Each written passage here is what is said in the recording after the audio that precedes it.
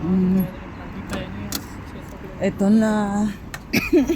Ang alipin ng dirham. Pick up ng alas 8. Uuwi maliwanag na. Paano? Sa dami ng binalot na pagkain.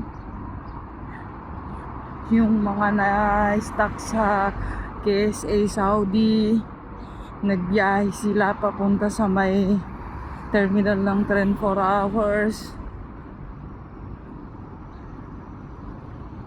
Tapos sumakay sila ng tren from GCC papuntang Alpaya.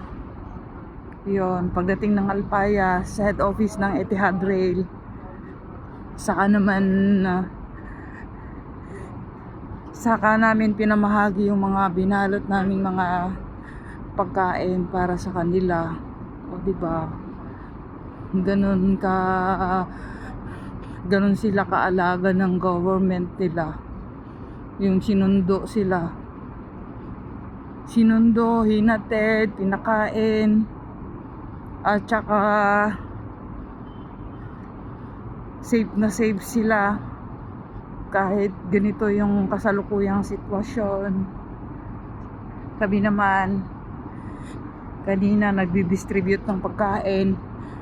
Nung natapos, pinapasok lahat kasi may mga nagliliparang kakaiba na naman sa kalawakan. Baka tayo itamaan, sabi. Alipin ng dirham ito. Malapit na ako sa tinitirhan ko. Go straight, left, signal,